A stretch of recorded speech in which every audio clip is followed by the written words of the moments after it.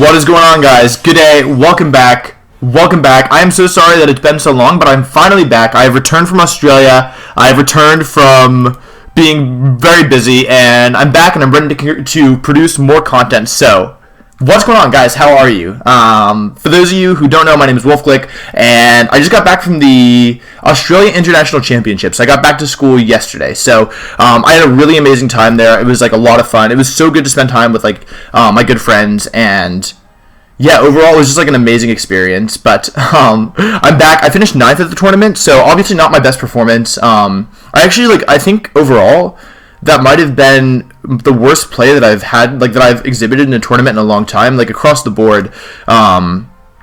I really wasn't pleased with my play, but I really do like my team, and so I am still using the same team. You can see it on your bottom screen here: Nihilego, Hariyama, Muck, Arcanine, Tapu Bulu, and Porygon 2. And right now I'm up against Blue Yoshi, who has Tapu Koko, Celesteela, Garchomp, Arcanine, Snorlax are all common, standard Pokemon. But Lapras there is really interesting. So in this matchup, let's see. Nihilego is a really positive matchup versus 3 of his mons, but not many more than that. I do need to watch out for Lapras. I'm actually kind of afraid of sheer cold beating my Porygon 2. I do need Arcanine in this matchup. I think I'll go with Arcanine Porygon 2 lead here. That should kind of help to punish a Garchomp lead. It will threaten a lot. It does pretty well against an Arcanine lead on his end, a Snorlax lead on his end, and even against a Lapras if he lacks sheer cold. With the last slot, I think I probably want Hariyama or Muck here. I probably don't want Nihilego, so Hariyama offers more offense, and Muck offers more bulk, more staying power. Both are relatively strong versus his Celesteela. I'm going to go with Hariyama here to have, just in case I lose my Tapu Bulu for some reason, I want a secondary answer to Celesteela. And in case that is Belly Drum Snorlax, Curse Snorlax isn't that problematic, but Belly Drum Snorlax can be rather problematic, so that's why I think Hariyama can be good here. I'm not that worried about Curse, but I am worried about Belly Drum. So Blue Yoshi 99 has a good outfit. Let's jump into this one. Yeah, the team that I'm using right now is several different modes. So I have the Nihilego mode, and then I kind of have the Porygon 2 mode. So this is definitely more the Porygon 2 mode. And as the game progresses, I think you'll be able to see how it works. Okay. Celesteela Arcanine from my opponent. That's really interesting. Let's think. I'm going to lead off with Arcanine Porygon 2 here. I wouldn't say this is a strong position for me, but the fact that he doesn't have any immediate way of really offering offense isn't the worst thing in the world. And what's interesting, actually, is that his Arcanine's Intimidate goes before mine, and my Arcanine actually has a good amount of speed, so I think there's a good chance that the Arcanine is offensive. Yeah, that was what we expected, so that could be offensive Arcanine, which honestly is pretty good. In this situation, I think I'm going to bring my Arcanine back into my Hariyama. The idea here is that my Arcanine, I don't really want to be Flare Blitzing that Celesteela just now, because I think it could protect or Leech Seed, and with minus 1 attack, I won't be doing that much damage. So I want to reset my Intimidate, try and catch a potential switch. Let's see what comes in. Snorlax. Okay, so that actually worked out really well for us. Maybe the best possible situation. Hariyama comes in here. Leech Seed does come out, so that's okay. Porygon 2 obviously doesn't like to be Leech Seeded, but with Recover, it's not the end of the world. And Toxic does connect. So we reset the Intimidate, he resets his Intimidate, Snorlax gets poisoned, and Porygon 2 gets Leech Seed. So overall, really just a lot of passive damage this turn, but not too much lost on our end.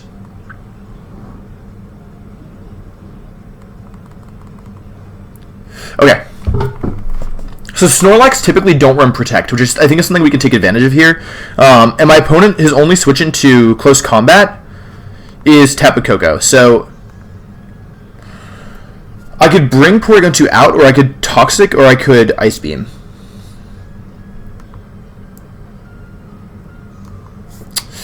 Toxic is better for catching a potential switch, unless it's Tapu Koko.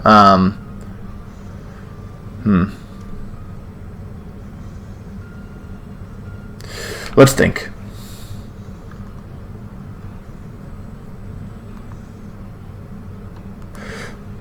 I'm gonna go for a Toxic here. It's not necessarily the best play, but it does do pretty well with catching a potential switch. So Celesteela actually protects here, so maybe this is self-destruct, but I don't think it will be.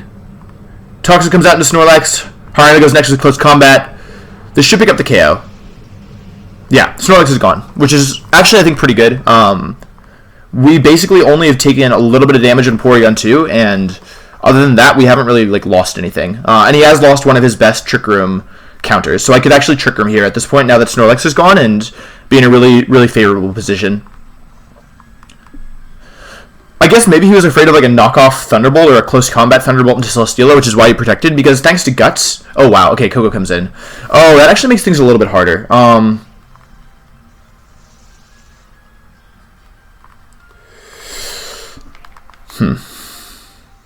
Hariyama wants to switch out here, I think, but the question is into what? So what we can do is we can...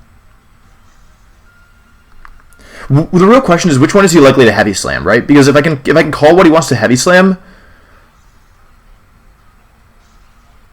Do you think he Heavy Slams Hariyama? I think he doesn't. Well, okay, actually, no, let me actually think about this, because he could Heavy Slam Hariyama.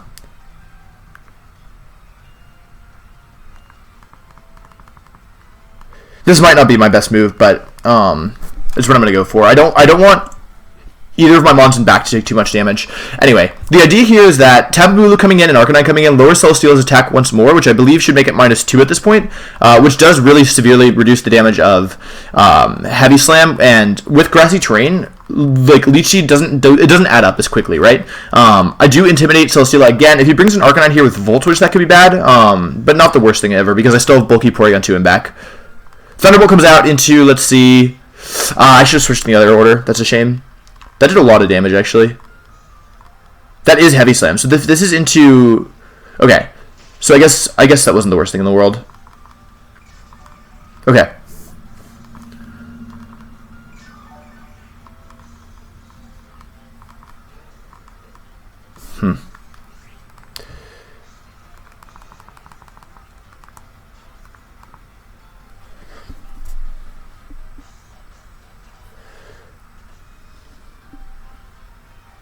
I'm going to do this. I want to reset Intimidate because in the end I do need Arcanine to beat his Celesteela. The fact that he doesn't Volt Switch there is really interesting. I guess there's a chance that he either doesn't... He might not have it, but he also might want to just not risk it. Which both are respectable moves in my opinion. Here he can either he Leech Seeds Porygon 2, but if he does, then lets me get a free substitute up with Tapu Bulu, which obviously substitute's not the it's not the most threatening thing in the world right now, given the fact that oh, he protects. Wow. So actually that was really, really nice.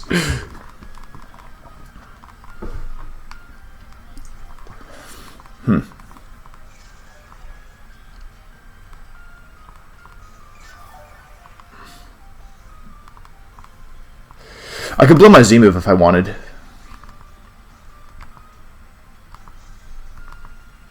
He could be Choice Band. Yeah, I'm gonna blow my Z move. Should I blow my Z move? It's not gonna do... How much is it gonna do? Like 50? Nah, I'm not gonna do it.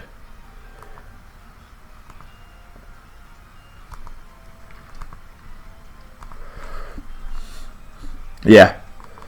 I actually outspeed his Arcanine, so his Arcanine might be Assault Vest with Bulldoze. That might be... No, that's not a crit.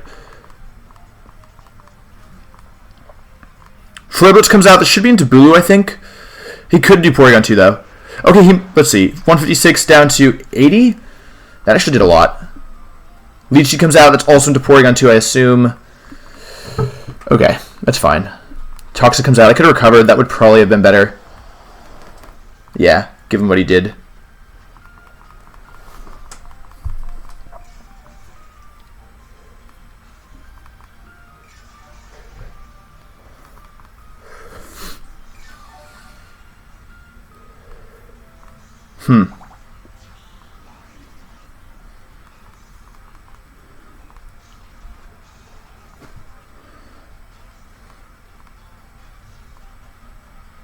Okay, I've got some ideas. What I'll do here is I'll go into Porygon 2. Okay, so either I Bloom Doom, I think. I Bloom Doom and recover. Maybe I should Bloom Doom recover. Okay, fine, I'll Bloom Doom recover. I can also go into Hariyama here, but I can also just do that next turn. Can I do that next turn? Right, that's why I wanted to do it this turn. Okay, Okay, I'll do it this turn. I'm going into Hariyama here, and I'm going to Bloom Doom. The idea here is that I think at this point, Bloom Doom will pick up the KO on Arcanine, given how much Woodhammer did. And this will give me Fake Out pressure next turn, which is really good, because I expect his Celesteela to probably want to break my Substitute. Oh, that's not what I expected.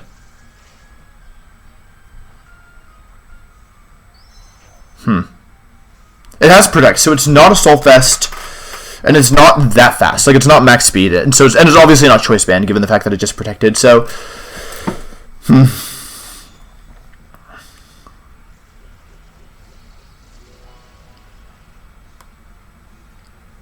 this isn't going to do a lot.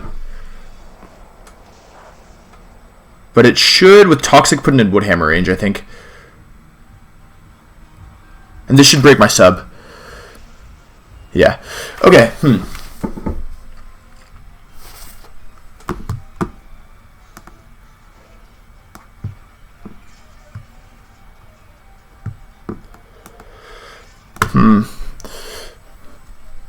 That was a really clever Protect on his end, because this is going to activate Berry. Okay. Yeah, the Protect was super clever on his end, because now, if he had lost his Arcanine that turn, then I could have just gone into... Oh, but what if he brings Celesteela into Coco?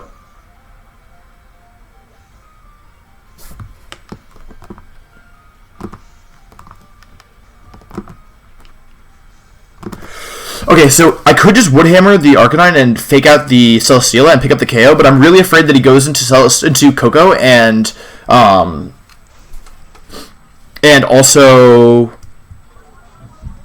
Flare Blitzes, because without Grassy Terrain, Woodhammer won't KO thanks to the Intimidate that his Arcanine provided, and he doesn't. Wow, okay. Okay, that's still fine.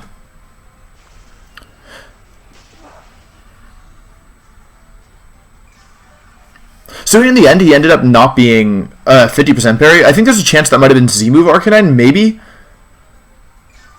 Maybe? I don't know. It's weird, because I guess Garchomp probably has a Z-Move. Coco's Life Orb, we've seen... Have we seen Leftovers? No, we haven't even attacked Celesteela. We don't know what item it has.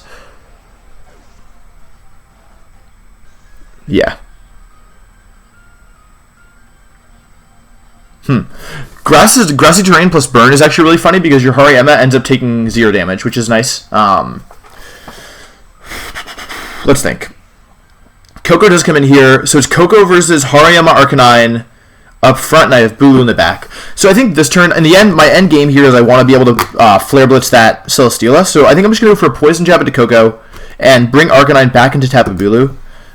Dazzling Gleam plus Heavy Slam could KO Hariyama, I guess, but I don't know if it will.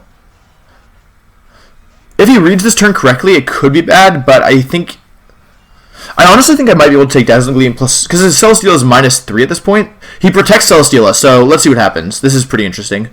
Let's see what he does. Discharge. Okay. So he probably doesn't have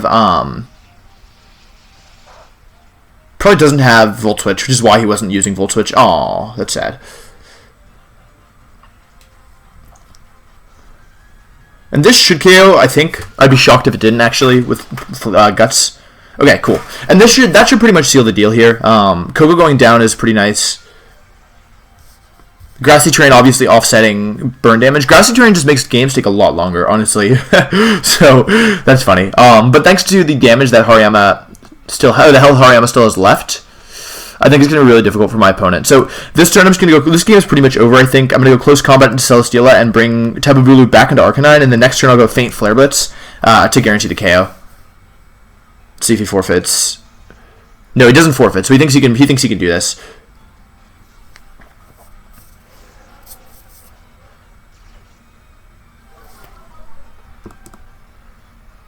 He goes for Leech Seed, that's expected. It should be onto Hariyama, yeah, that's fine. Close Combat should do maybe 60%? I don't really know. I don't Close Combat Celesteela that often.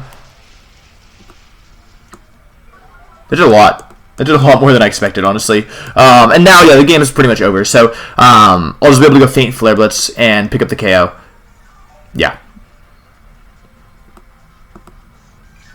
Cool, yeah, and unfortunately, guys, I actually have class now. I thought that, because of what's frustrating with this team is that the games take a lot longer than than I'd like them to, just because the grassy terrain heals, like, I often have grassy terrain up, and then grassy terrain will heal damage every single, like, it could heal up to 4 Pokemon every single turn, and with burn damage and Leech Seed, like, we're playing against Celesteela, games just take a lot longer. So I actually think I do have to go, unfortunately, because I don't want to be late to class. I should have started earlier, but I got lunch with friends, so I will end the episode here. By the way, I think I totally forgot in the beginning of the video, but I believe that I have a new intro. I think I'm going to edit that in here, and that was done by Geo. So Geo is a really, really talented Pokemon player, a really amazing editor. He's currently doing a series where he ladders with Eevee. He's like kind of like one of our main Eevee guys. Like, he specializes in using the Extreme Evo Boost, Z-Move, and he's actually really good with it. He top cut Worlds last year, obviously not with Eevee, but he's had a lot of success at like the regional level, and he's kind of a style of player who we don't see that much anymore, where like he commits to one team for a season, and we used to have more of that back in the day. Like back in 11 and 12, players were more likely to stick with one team throughout the season. But yeah, Gio's really, really, really talented, like with like everything he does. So I strongly recommend you check him out. He's like, obviously, as you probably saw from the intro, a very talented video editor, and his Battle Spot series is so well edited, and just like really fun. So anyway, I strongly recommend you check it out. I'm sorry I didn't remember at the beginning of the video. I will remember next time. Yeah, thanks for watching, guys. I really appreciate it. If you like this video, please make sure to leave a like. I am planning on doing more content more frequently going forward, so I can't promise daily uploads, but I'll do my best to upload whenever I can, and I'll be using this team. I will be using the Onog Executor team as well. I'm going to make some modifications to it and hopefully improve it and then play with that as well. So thank you for watching. I really appreciate it, and I'll see you next time. Peace.